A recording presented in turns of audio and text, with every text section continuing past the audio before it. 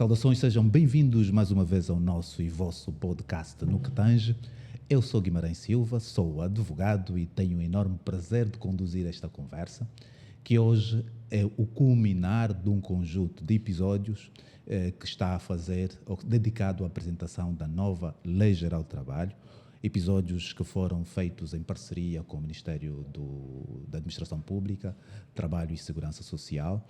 Hoje trazemos o último episódio numa sequência de 5, dedicada à apresentação da Lei Geral do Trabalho, e como convidado hoje temos o Dr. António Stotes, que é Diretor Nacional do Trabalho e integrou o grupo técnico que trabalhou na nova Lei Geral do Trabalho, identificada hoje como um catalisador significativo para mudanças no mercado de trabalho.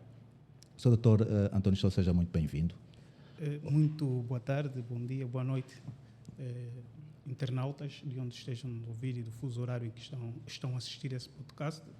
Desde já agradecer o convite do Que Tange e dar aqui a oportunidade de podermos contribuir para a interpretação, sobretudo dos aspectos econômicos que tiveram por detrás da Lei Geral do Trabalho. Da nova Lei Geral do Trabalho, exatamente. Doutor, hoje é exatamente esse o tema. Vamos fazer uma análise econômica da nova Lei Geral do Trabalho. Pretendemos saber exatamente que finalidades econômicas é que se visou, se perspectivou alcançar ou se perspectiva alcançar com a entrada em vigor em março da nova Lei Geral do Trabalho. Essa seria já a questão de partida.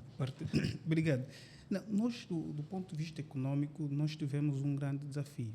A primeira pergunta que nos colocamos foi qual é o impacto econômico das várias alterações pontuais que se estava a propor na lei. E depois, como mitigar esses efeitos. Não é? E nós verificamos que podíamos ter impacto de natureza do aumento do custo, por exemplo, da mão de obra, ou da precarização do custo da mão de obra. Ou seja, se nós favorecêssemos muito o empregador, estaríamos a tornar o custo da mão de obra mais precário, ou seja, os salários mais precários e as condições dos trabalhadores cada vez mais precárias. Mas também, se fosse uma lei geral do trabalho que protegesse demais o trabalhador, estaríamos a encarecer também o custo da mão de obra. E o grande desafio foi encontrar soluções que garantam aqui o equilíbrio. Por um lado, a segurança jurídica por parte e as condições laborais por parte dos trabalhadores, mas, por outro lado, também a garantia da manutenção das atividades econômicas e da geração do emprego. O impacto que nós vimos em algumas medidas poderá gerar, por exemplo, desemprego juvenil, sobretudo aqui quando nós estabelecemos o contrato-regra como contrato de tempo indeterminado, porque reduz aqui o que nós chamamos de turnover, ou seja, aquela rotatividade do quadro de pessoal, o que vai implicar que os jovens provavelmente terão menos oportunidades de entrar no mercado de trabalho. Mas, por outro lado, por exemplo, com a instituição do contrato específico ou da relação específica que estamos a falar do teletrabalho, porque temos aqui um contrato de trabalho específico de teletrabalho, podemos reduzir significativamente os custos das empresas. Né?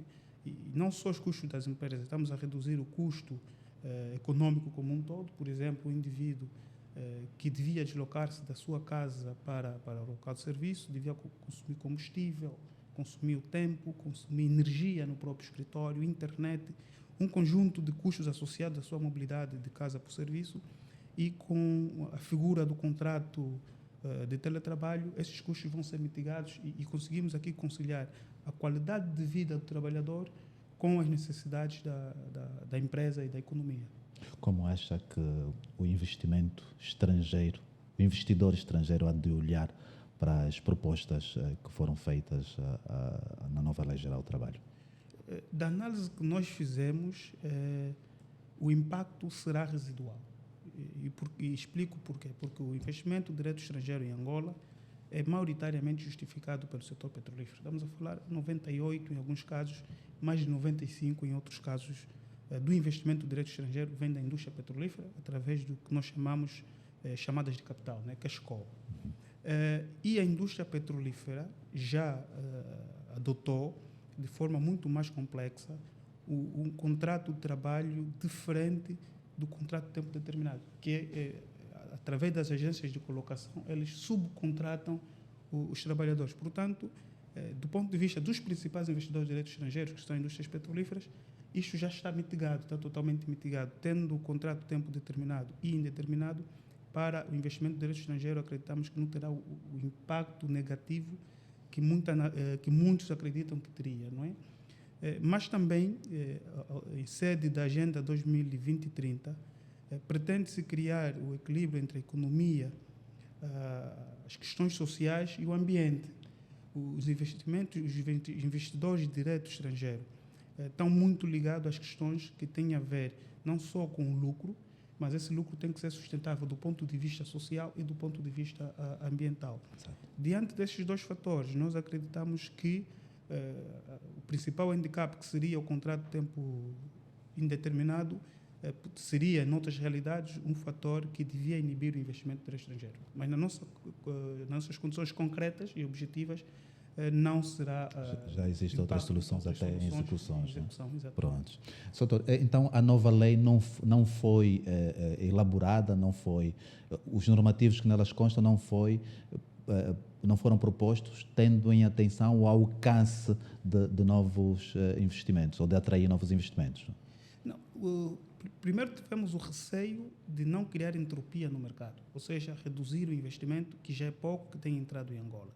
Segundo, tivemos atenção ao contexto internacional, ou seja, ter um contrato de tempo determinado não é razão bastante para que não entre o investimento estrangeiro. Até porque tivemos o cuidado de criar modalidades específicas de contrato de trabalho para, em condições concretas da atividade corrente das empresas, podem usar essas modalidades específicas. Por exemplo, se o investimento for na agricultura, em que há característica de trabalho sazonal, naturalmente não vão adotar um contrato de tempo indeterminado, mas também um contrato que tem essa característica da sazonalidade. O mesmo pode acontecer se for para o comércio. O comércio, naturalmente, vai ter um grupo de colaboradores com contrato de tempo de trabalho, mas em dezembro, por causa da quadra festiva, pode contratar temporariamente jovens estudantes para fazer face àquele pico sazonal da procura no mercado, no setor do comércio. E existem outros contratos adequados às várias realidades concretas das empresas. Portanto, há aqui a alternativa. Apesar do contrato, regra ser de tempo determinado, as condições concretas em que são exercidas as atividades da empresa podem recorrer a esses contratos específicos de trabalho. A questão da mobilidade do trabalhador foi em si, na sua perspectiva, um fator relevante para a análise econômica das empresas ou para a análise das empresas, se as empresas vão ou não investir num determinado setor?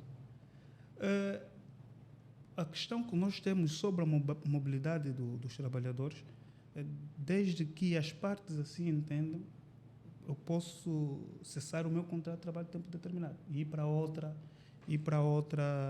indústria, outra empresa.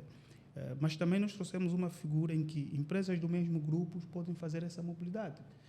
Se eu trabalho, não vou fazer publicidade, num desses grandes grupos empresariais, eu posso sair da sucursal A para a sucursal B, desde que seja aqui em Angola, e isto não afetar necessariamente a minha relação laboral com este grupo empresarial.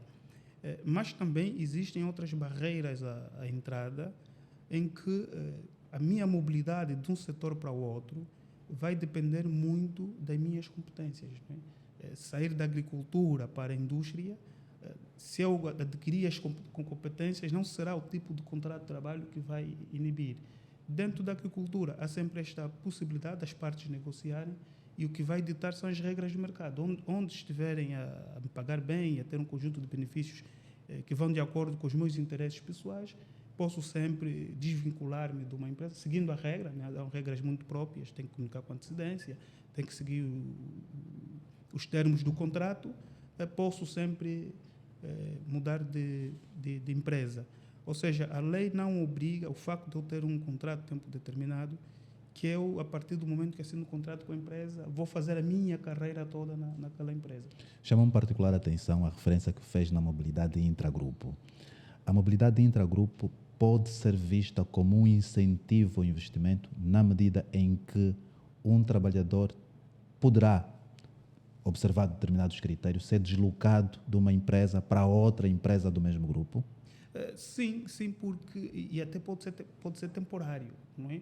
Vamos supor que temos uma nova empresa, que faz parte do grupo empresarial, precisamos de, numa primeira fase inicial, transferir competências, estamos aqui a falar competências, para implementar o negócio no momento inicial, por exemplo, para a Benguela, há essa transferência entre grupo, desempenha a sua atividade durante 6 meses e depois volta para a zona de origem, pode ser Luanda ou outra província.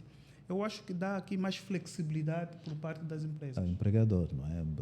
Permite aqui que com o mesmo custo a empresa resolva um problema em Benguela com o mesmo trabalhador. Exatamente, fundo, mas aqui temos que dar nota que é sempre uma questão negocial entre as partes. Né? Não há aqui uma exigência determinística ou firme do empregador ou mesmo do trabalhador. Há sempre essa flexibilidade nos contratos e depende sempre da negociação entre as partes. Pode ser vista como benefício econômico, né? Olhando. Sim, porque temos aqui alguma mobilidade, embora que, mais uma vez digo, o contrato de tempo determinado reduz em parte a rotação dos trabalhadores. Né? Sim, sim.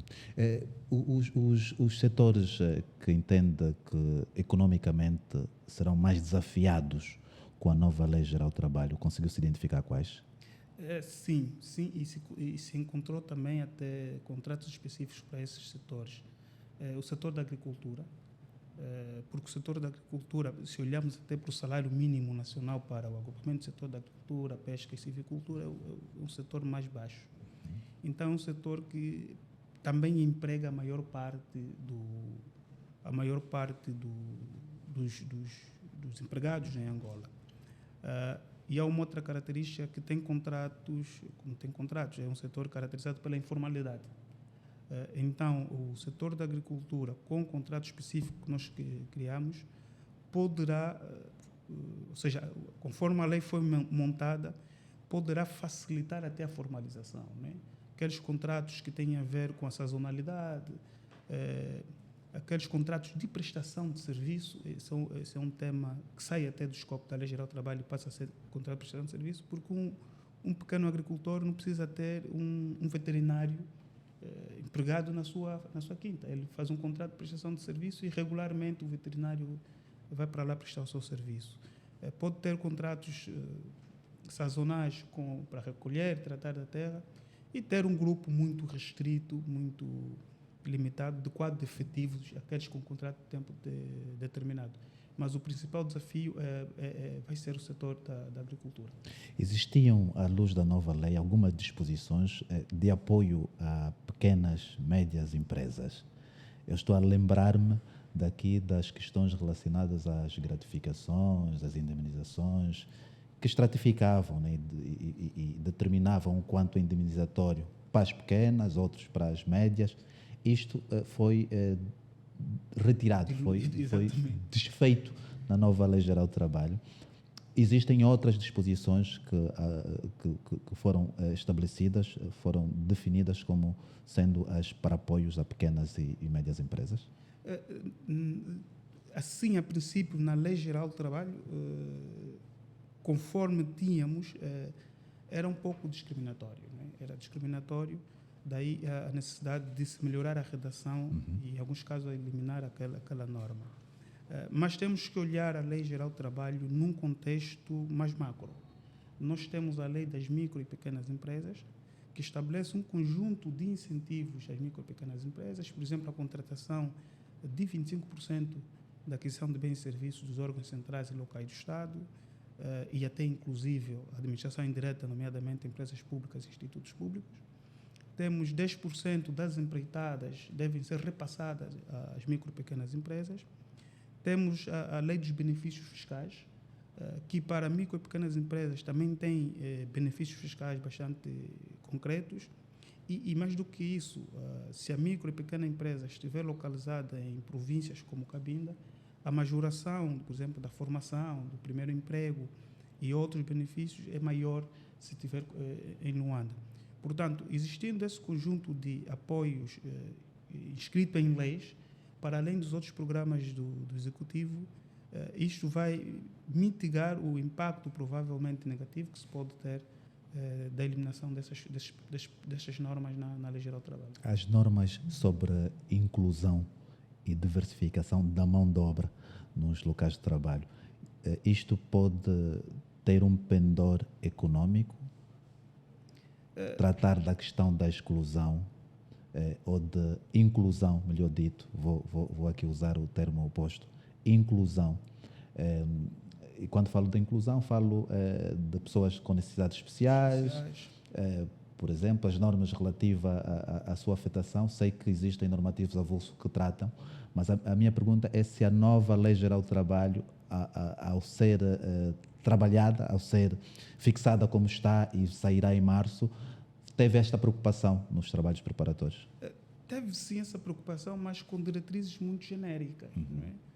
Porque as cotas, entre aspas, são estabelecidas noutras normas. Por exemplo, a questão dos artigos combatentes tem uma norma muito própria, a questão do género é uma orientação até das normas internacionais, a questão da juventude não temos como não o fazer, porque a juventude representa a maior parte da população em Angola, mas também devemos tornar a Lei Geral do Trabalho e outras leis mais perenes, não é? Quando nós, por exemplo, atribuímos cotas concretas ou disposições concretas para favorecer, por exemplo, a inclusão do género, nós podemos chegar num estágio de evolução em que a questão do género deixa de ser um tema para a nossa realidade. Logo, aquela norma estará totalmente descontextualizada.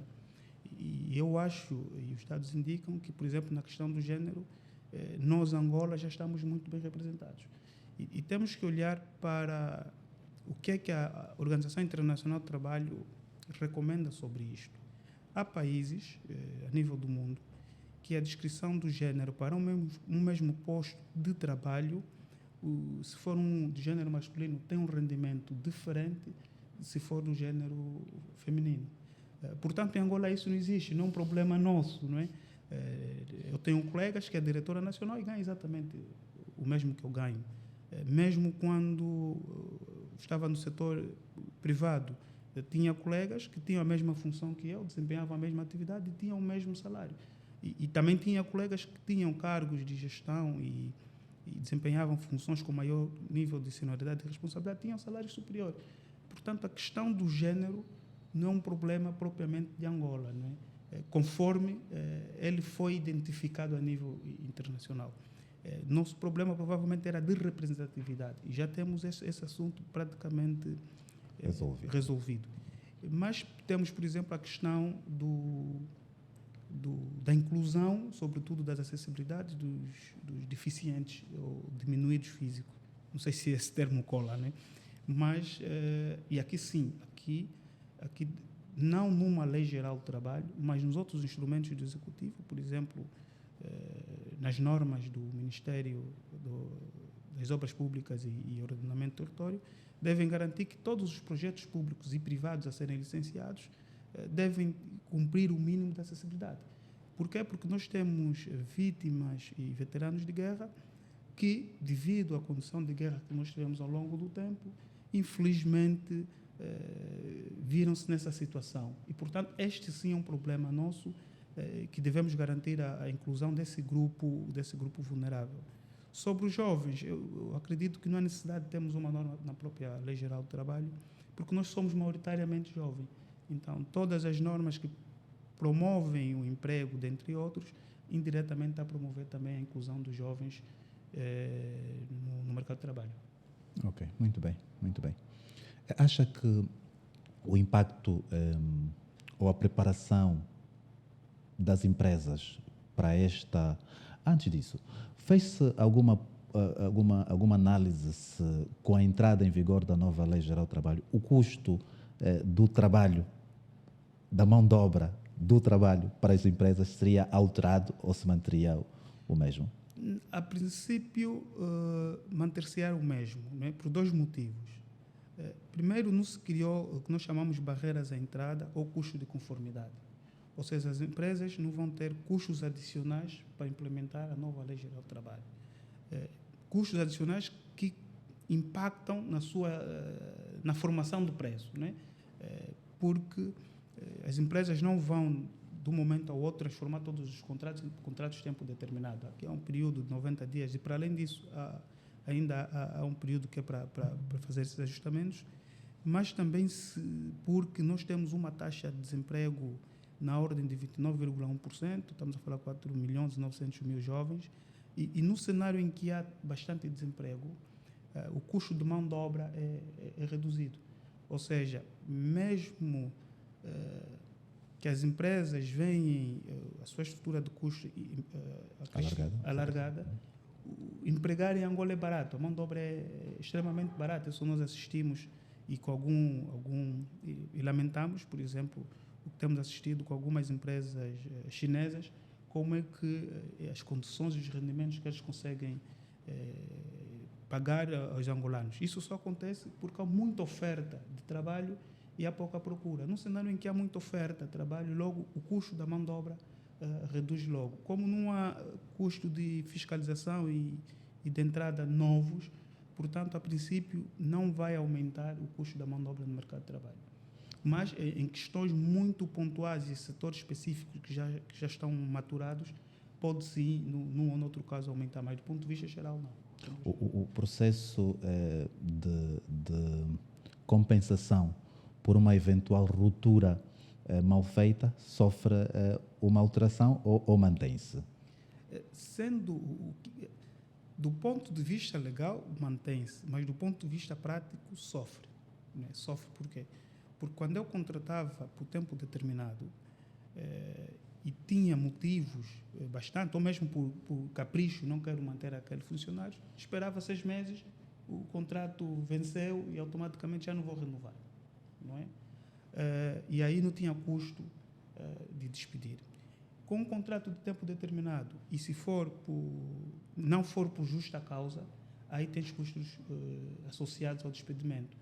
E isto era feito também por parte de várias empresas, que muitas das vezes contratavam funcionário, o funcionário já teve um período longo na empresa, e este período tinha que ser automaticamente promovido de categoria. A promoção de categoria implicaria um aumento da remuneração, então não renovava o contrato. Deixava uns 6 meses o trabalhador no desemprego, depois voltava a contratá-lo e voltava a contar, ou seja, ele já trabalhou 1 ano ou 2 anos, depois de ser despedido 6 meses, volta a ser contratado e começa a contar como estagiário. Eram algumas lacunas que tinha, e a Inspeção Geral do Trabalho recebeu muitas reclamações dessa, em que provavelmente vão ser parcialmente mitigadas. Ou seja, não é a lei em si, mas eram essas brechas que permitiam, no dia a dia, as empresas encontrar uma forma de reduzir os custos de rescisão do contrato de trabalho. A estabilidade do emprego mereceu, não é, essa tutela, e mereceu que se tapasse essas brechas. Não é? Muito bem. As empresas têm que fazer alguma adaptação, alguma preparação para a implementação da nova Lei Geral do Trabalho? Sim, mas a adaptação é de consciencialização. Não é? Aí algumas normas, sobretudo nós rapazes, né, nós pais, também vamos passar a ter alguns dias para estar com os nossos filhos e companhia. Então precisamos, sobretudo quando nascem, se a mãe não puder, então precisamos consciencializar os gestores de recursos humanos que existiram algumas alterações pontuais que permitem alguns novos benefícios e alguma alteração na relação contratual. Né? Sobretudo também aqui na questão do teletrabalho, o Covid veio nos mostrar que é possível trabalharmos a partir de casa, mas nós ainda estamos muito ligados à presença física. Né? Para muitos dos gestores de recursos humanos, trabalhar é estar no trabalho e não é a qualidade do entregável. E isto temos que tentar mudar as consciências para daqui a algum tempo o teletrabalho até faça morada na administração pública. Não é? E sim, aqui nós vamos ter grande desafio, as empresas vão ter um grande desafio na consciencialização dos gestores de recursos humanos e na consciencialização dos direitos e deveres dos trabalhadores.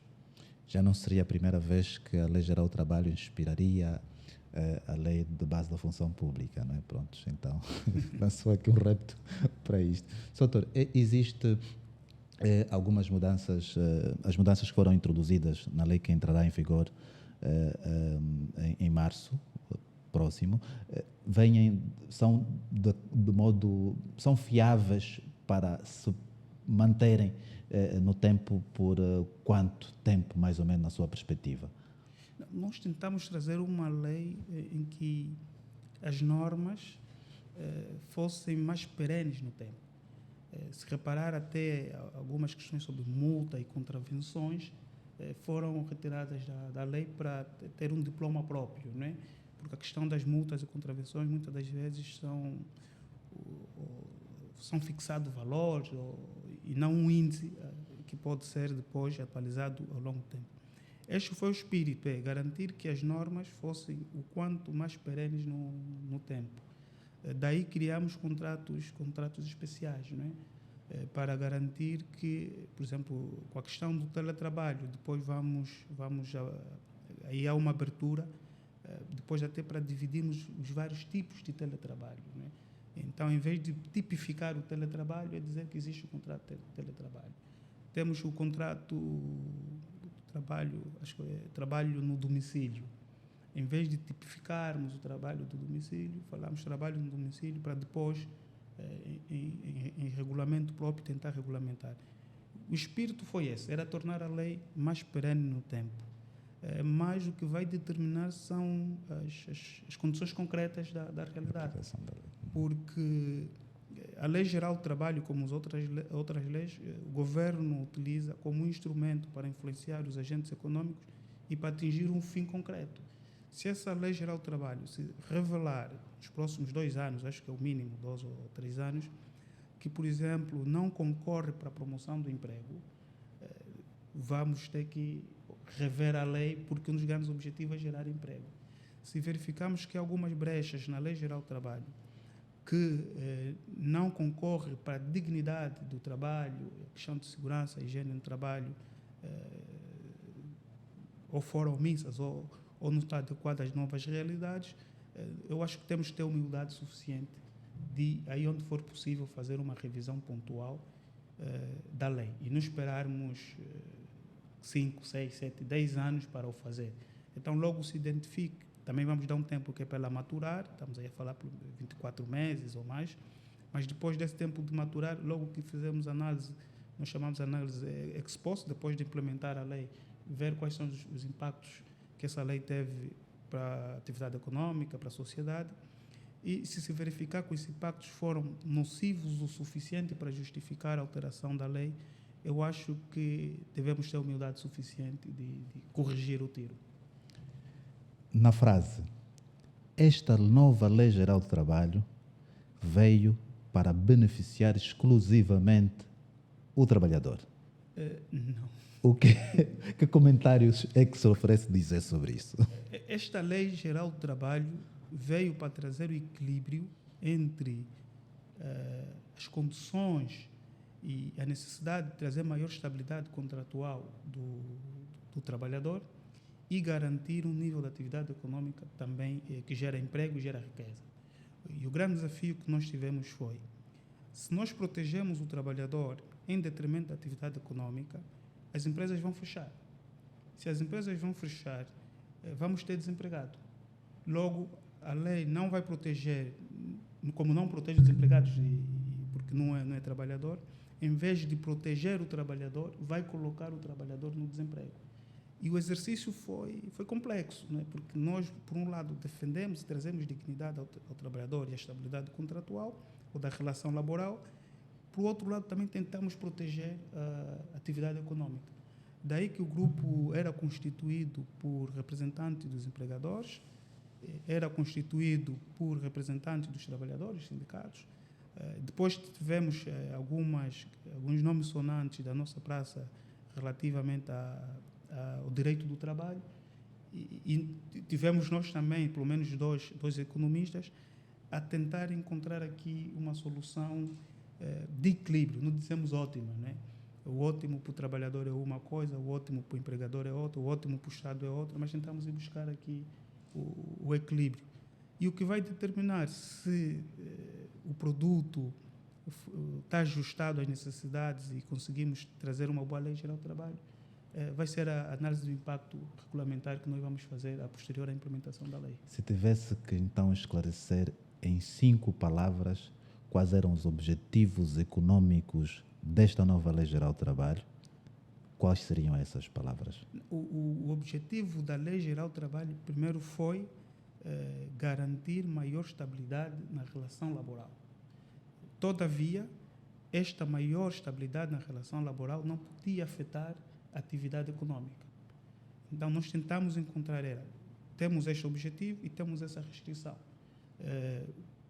Para além disto, era também uma Lei Geral do Trabalho que promovesse o emprego. Está esclarecido, doutor. Acho que foi a análise possível que se podia fazer a nova Lei Geral do Trabalho.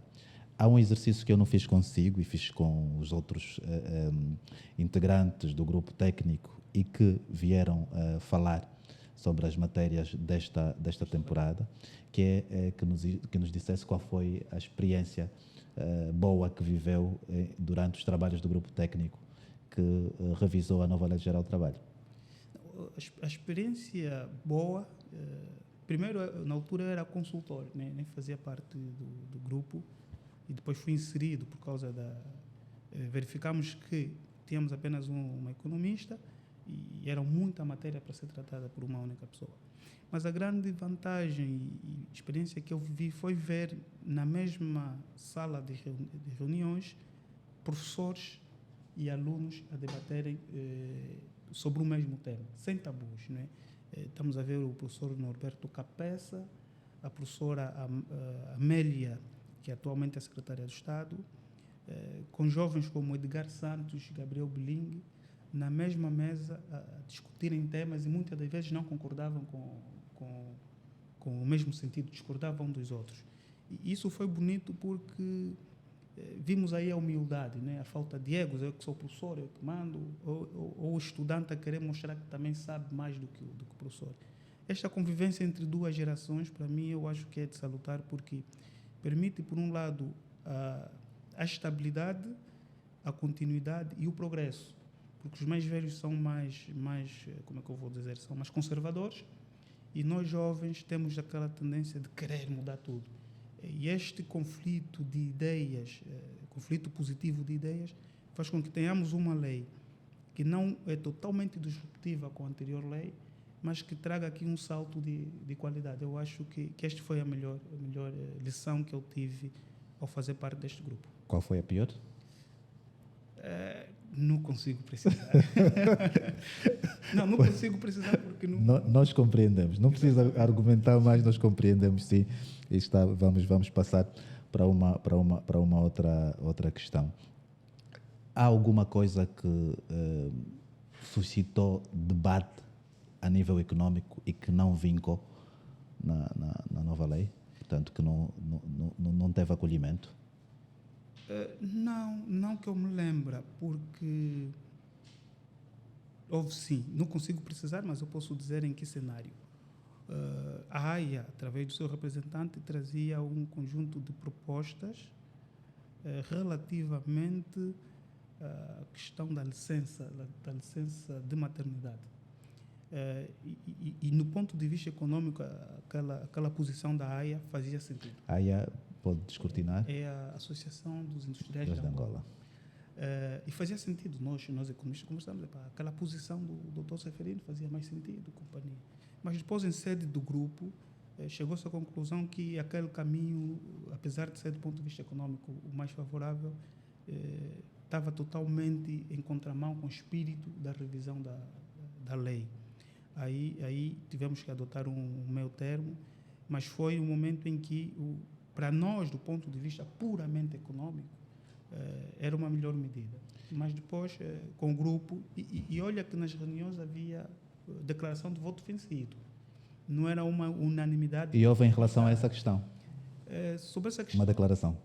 Já não consigo precisar. Não consegue. Mas o doutor Zeferino, nessas questões, é sempre muito peremptório, mas eu não consigo dizer se nada, afinal, houve ou não uma declaração. De voto vencido. O sentido do grupo técnico, o sentimento, melhor dito, do grupo técnico depois de finalizar o trabalho foi dever cumprido ou alguma certa decepção em relação ao produto final? E digo produto final porque sei que depois do vosso trabalho terminar, existem eventualmente, pelo caminho que a lei ainda passa, outras eventuais alterações que podem ser feitas ao longo do caminho. A minha pergunta é se houve, para este caso, alguma alteração. Houve, sim, houve. E o sentimento qual foi do grupo? Não, quando nós não controlamos, há coisa que não depende de nós, não podemos nos chatear com isso. Mas o que aconteceu foi, nós levamos a proposta para a escutação, aí sim, era a mesma escutação, precisávamos de escutar os principais parceiros e incorporar as melhorias que eles sugeriram. Levamos depois a proposta para a Assembleia e em termos de matéria de segurança, higiene e saúde no trabalho, vimos um relativo retrocesso face ao que nós queríamos proteger nesta lei. Mas não é nada que depois possa ser regulamentado num diploma próprio, né? Nós queríamos trazer os temas da segurança e higiene no trabalho, queríamos trazê-lo para uma norma com a dignidade de uma lei, né? Para mostrarmos um sinal claro que estes temas estão a ser tratados, foram identificados e precisam ser depois regulamentados com maior detalhe. Mas não, aquilo houve um pequeno recuo, mas normalmente temos aí 2 ou 3 normas habilitantes para que depois possamos regular em diploma próprio. Eu estou satisfeito. Não sei se do seu lado ficou alguma coisa que achava que podia ser abordada em reforço do que já foi dito, ou se para si também está tudo dito. Era só para dar nota que tivemos o cuidado, sobretudo do ponto de vista econômico, em que não se podia eliminar todos os impactos negativos potenciais, mas o exercício foi que o impacto econômico geral da lei fosse o menos nocivo à atividade econômica. E eu acho que aí sim nos demos por satisfeito, porque a análise que fizemos, com base nos dados que tínhamos, na informação que tínhamos na altura da Elaboração Geral do Estado, esses impactos negativos foram todos mitigados. Mas a sua implementação é que vai permitir calibrar se estávamos no caminho certo e se as soluções encontradas para mitigar esses efeitos foram as melhores soluções ou vamos ter a necessidade de ter outras medidas complementares. Dr. António Stott esteve conosco para fazer uma análise econômica da nova Lei Geral do Trabalho. Esperamos que tenhamos conseguido atingir o nosso objetivo ao longo desses episódios, dessa temporada especial dedicada à apresentação da nova Lei Geral do Trabalho. Queremos incentivá-lo a ver todos os outros episódios que já estão disponíveis e a absorver deles o máximo de conhecimento que conseguir retirar. Faça o acompanhamento, retire as suas dúvidas, acompanhe-nos, digite o sininho também para estar por dentro de todas as notificações que temos para si. Iniciará agora no dia 2 a temporada de Direito de Trabalho. Esta foi uma temporada especial dedicada à apresentação da nova Lei Geral do Trabalho. Temos, além disso, preparada a temporada de Direito de Trabalho, que vamos começar por abri-la com o Dr. Fortunato Paixão, vamos ter o Dr. Zé Maiande, vamos ter o Dr. Norberto Capeça, vamos ter o Dr. Pedro Filipe, para nos brindar então com conhecimento técnico-jurídico de qualidade, como já habituamos você que nos assiste a ter aqui neste canal. Muito obrigado pela atenção da sua audiência, muito obrigado por estar conosco desde o início. Incentivamos a permanecer conosco, a partilhar o conteúdo e a garantir que o seu trabalho enquanto membro desta produção seja feita, não é? Que é conseguir que o conteúdo chegue a outras pessoas. Muito obrigado e até a próxima.